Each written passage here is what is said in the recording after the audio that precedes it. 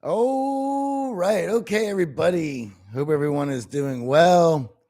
It is Tuesday morning, and I believe we had the spring solstice. We moved the clocks forward. It is springtime, and I'm certainly getting ready for it. I don't know about you guys, but running is part of my normal workout routine. And I don't like to run when it's too cold. I usually wait for it to be about 50 more. That's when I go running, and it hasn't been above that, but it soon will be here in Vegas. Um, it'll be incredibly hot every morning. So um, for those of you who are just tuning in, make sure you hit the subscribe button, give me a like, hit the notification bell, do all the things us YouTubers love.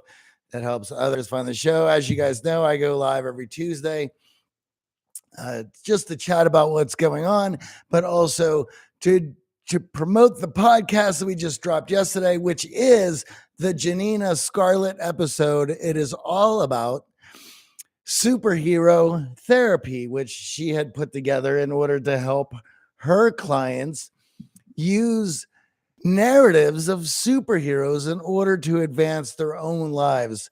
And the way she puts it is basically that we all have a superhero story to tell, and we all have our dragons to slay every morning. And you know, it was an interesting interview for me to do because I'm not a superhero comic book movie kind of guy. I've never been into those things. But they are all the rage. They seem quite popular, and Hollywood can't seem to make enough of them. Um, However, I do appreciate narrative driven therapy. And what I like about it is you, it gives people who are into that an opportunity to to become a different character to work through their problems, because one of the core principles in self-development is to fake it till you make it. And a lot of people have a problem with that idea. Number one, how do you supposed to fake something that you're not quite sure what it is, or you're not quite sure faking it will benefit you or would be any fun? Whereas faking to be a superhero and slaying the narrative dragons, figurative dragons through that lens, I think for a lot of people that would be very beneficial. So the interview with Janina Scarlet, um, we discussed all of that, and she put it together wonderfully. I think it's a really good interview. I think everybody should check it out. And what's also interesting about it is, for myself, even though I'm not into it all that much, those who are into superheroes or understand that culture, maybe grew up with it in a little bit more prevalent role in their life, they really enjoyed the episode. They thought it was fantastic and they were able to relate to it quite easily. So it was one of those surprise interviews where I wasn't quite sure what to make of it, but I was hoping that our audience would benefit from it greatly. And the response has been overwhelming. They really enjoyed it. So if you haven't checked that out, please do. For myself, growing up, I liked I liked movies about troubled youth. Was movies that I grew up on. The Bad News Bears, Over the Edge, The Outsiders. These were movies that appealed to me as a young man. I related to the characters in those movies. I um, probably relate. I had a wonderful childhood up until my parents' divorce, which when I was in my mid-teens when that was going on. So I was becoming an adult and didn't want bothered. And I'm sure it played some sort of role in my life. But point being that for most of my childhood, it was quite pleasant. So I don't know why I was attracted to these obviously flawed characters in these movies. Oh, another one. Notice there are a lot of young Matt Dillon movies. Tex was another one. So Matt Dillon and Over the Edge, Rumblefish, another one. All these Matt Dillon movies where the characters were youthful. There was a lot of exuberance, but there was also a lot of flaw to those characters and stories. And I related to them very well. I must have seen Bad News Bears over and over again, including Over the Edge and a lot of those other movies too. The Outsiders, I probably watched that movie a million times as a kid. I don't know. Maybe it was just all of those families had to do with it was troubled families. They were blue collar, working class. The kids were also a bit of outcasts, and I certainly related to that. I grew up in a household where music was very prevalent.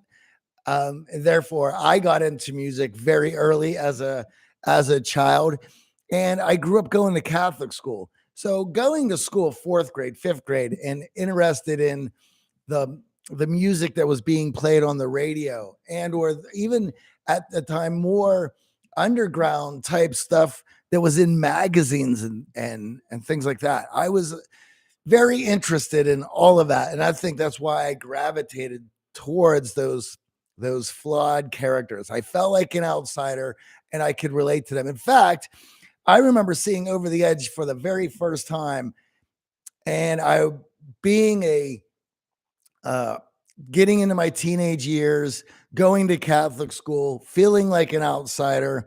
I remember like that was the very first time that I felt connected on a level with other kids that I had not felt before, that I could relate to, that I felt like I was one of them. It was different. It was a new feeling. And I don't know about you guys, what movies you related to when you were young kids, but that plays a role in developing your identity as you start to become self-aware in those early teenage years. Think about the first time you went to school and you realized kids started to self-segregate according to their interests and popularity levels. And for myself, I believe I was like 13 years old. You go from 6th grade to 7th grade. And during that summer seems to be a shift in young people's identity. And I certainly realized it. And I remember going into school and my interests at the time, making that shift in the 7th grade, 13 years old. Try having your own peanut butter free lunch table. Oh no. So John, let me guess, you were allergic to peanut butter and you had to segregate because of that. Oh man, that must have been rough, because who doesn't love peanut butter as a kid? In fact, every kid's lunch at 13 years old has peanut butter of some form in it. My God. I'm sorry to hear that, buddy. You're missing out on a lot. Wow. I'm sorry to hear that, but I can understand how that played a role in your development as a kid. Oh my God. Were there no other kids with that ailment? At least that you and the other kid with the funky braces and all sitting at this table together with your allergies, the allergy table. Yeah, so 6th grade into 7th grade, like two who were weird. Man, I'm sorry to hear that, John. So yeah, think about that. And this is a very interesting topic to me. And certainly in the world that we're in today, because it's drastically different, obviously. And I would think the self-segregating, as kids become aware now, their interests are going to be farther out because you have all the technology in the world to follow your interests to their inevitable conclusion. Unlike when I was growing up, for instance, to get into music or punk rock or an underground thing, it was the older kids who were sharing music with me on the bus because I was interested in music at a very early age. And so the older high school kids, you'd see like the kids in high school with a mohawk or, a jacket that they'd done up and they created and made their own. I was interested in that because they were signaling interest that I had and that other kids in my class didn't. So there you go, John, feeling like an alien. I had to deal with that. Here's another one for you. Because in my household, I had all the instruments because my dad played in bands. They rehearsed at my house. I was able, and it's the perfect example of this, because I had those interests and available those instruments, I had already been following that to its conclusion of learning how to play guitar and drums and wanting to start a band at an early age. So kids today, you get an interest in anything and then you go down endless rabbit holes learning about whatever subject that is. Imagine the intellectual kid whose interests peak with early philosophy, who now can just get on his computer and start watching college lectures and thinking about how hard it would be to have these interests. You're now able to follow them. You're not only self-segregating, you're self-isolating as well with these interests. However, at least you're able to find other people like yourself online to relate to. But I can't imagine how this is going to play out moving forward. And perhaps maybe I shouldn't be so blind to the idea that we're already dealing with the recourse of this technology and young people having it, where we're in this age right now where everyone's bickering, fighting, and already self-segregating to their ideas. Maybe that's the inevitable conclusion to all of this. I don't know. We'll find out. It certainly has an impact. It's certainly part of it. Wouldn't you guys say? So, but to go back to the podcast that dropped yesterday, the Art of Charm podcast, it'll drop here on YouTube on Thursday. There'll be a clip dropping tomorrow and Friday. The Janina Scarlet episode, if you do want to check it out early, just go ahead and iTunes and get it.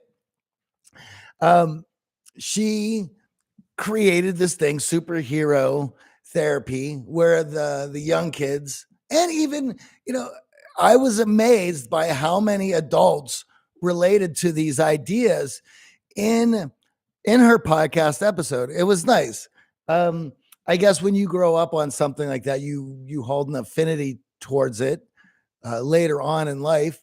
I certainly know I hold an affinity to the movies that I grew up on. In fact, my girl was out here visiting me a few weeks ago, and we watched Bad News Bears, and it was the first time that I had seen it in years, and I was blown away by how powerful the movie was. And of course, she's from Russia, so she's never experienced these early 70s American iconic films that sort of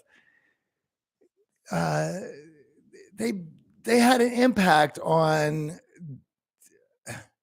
the youth, the youth's landscape during that time period. Because I remember looking at that movie and relating to it. But even today, I'm like, that movie is exactly what my childhood was like, going to the ball field to play Little League. And in the movie, the coach's son is the pitcher. Okay. For the Yankees, the good team in the movie. I can't tell you how real that was. Yes, the coach's son, of course, was the pitcher of my Little League team. Of course, and he was the best. That's why the parents get involved. I mean, it's hilarious like that. Some of the things that Janina talks about is you waking up every day to slay your dragons, looking for the most difficult thing that you're going to have to do and try to knocking that out earlier. She even talks about using dress as part of your superhero ensemble. You might see it as maybe your look as part of your cape and your superhero uniform. And one of the talk about dating myself with 19 late 70s, early 80s movies. I don't know if any of you guys remember, but in the early 80s, there was a superhero television show called All American Hero. And if I remember this correctly, the main character finds a superhero uniform in the bushes that it was discarded, and he takes it home, and there's no instructions on how to use his superhero ensemble outfit. And because of that, he has a lot of wacky adventures and trying to use the outfit to solve crimes and fight bad guys. And it didn't last very long. What's one of those things? I think it probably lasted 2 seasons, and that was it. Sounds like a great comic book. It sounds like a great one-off movie, but it certainly isn't going to last for a series. But imagine that today.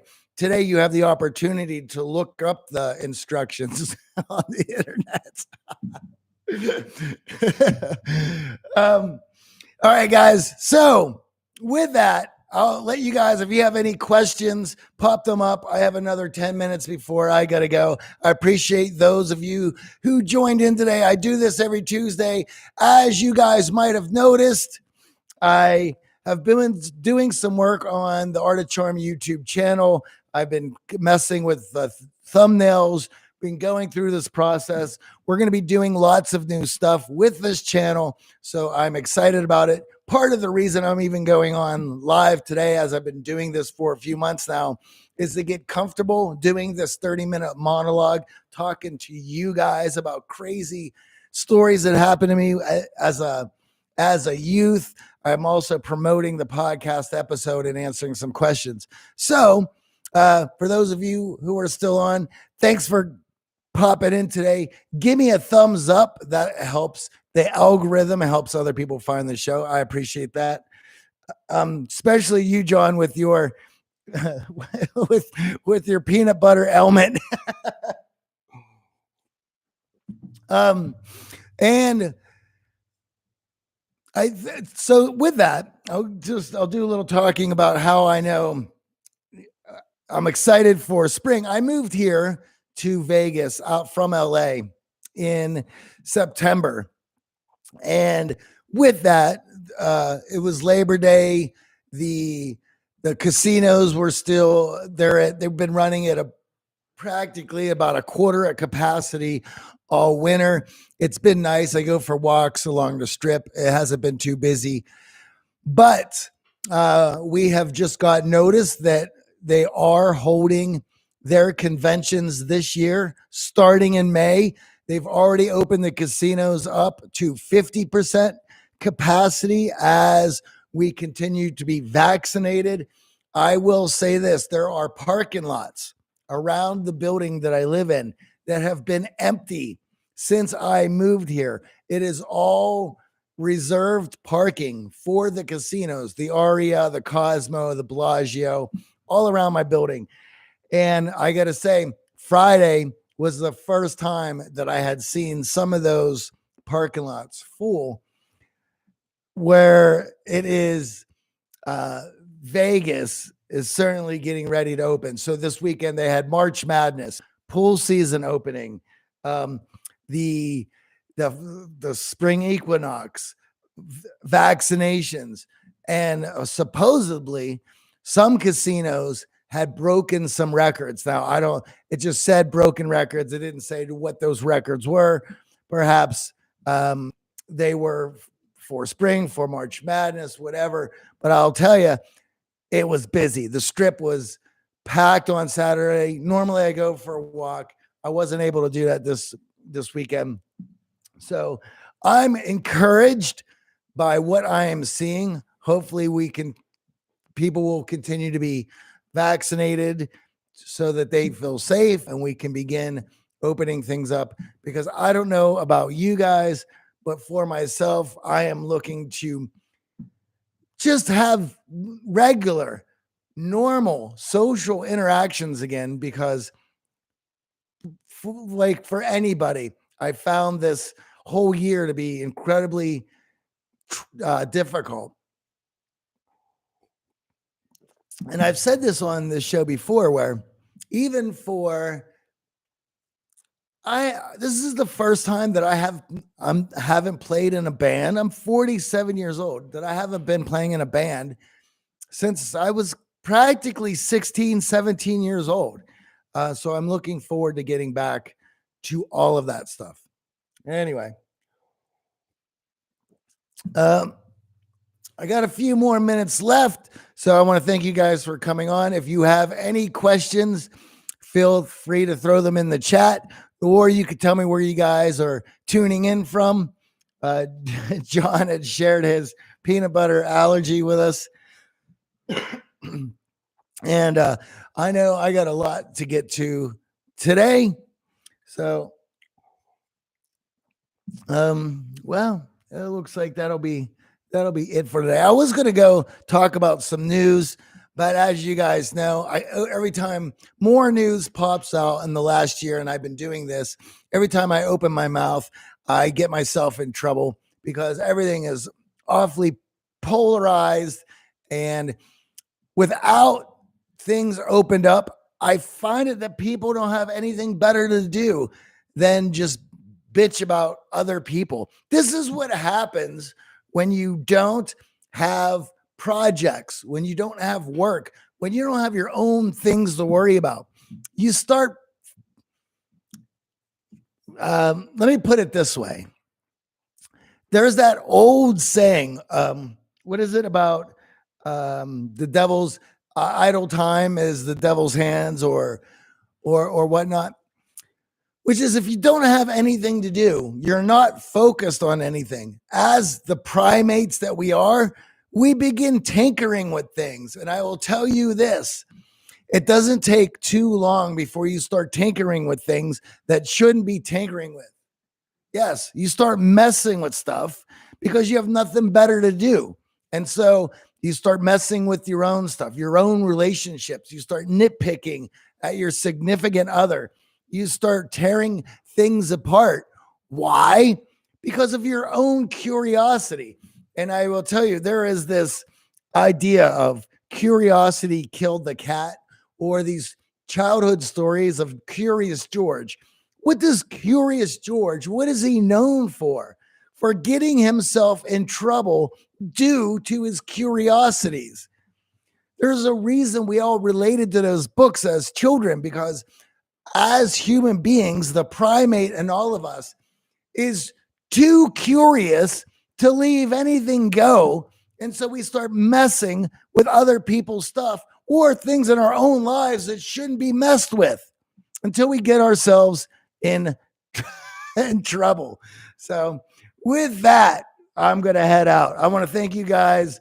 I'm going to be here every Tuesday. You'll be seeing some work done on the channel, and hopefully we'll be having a lot more fun with these as I get this all figured out. So have a wonderful day, guys. Cheers.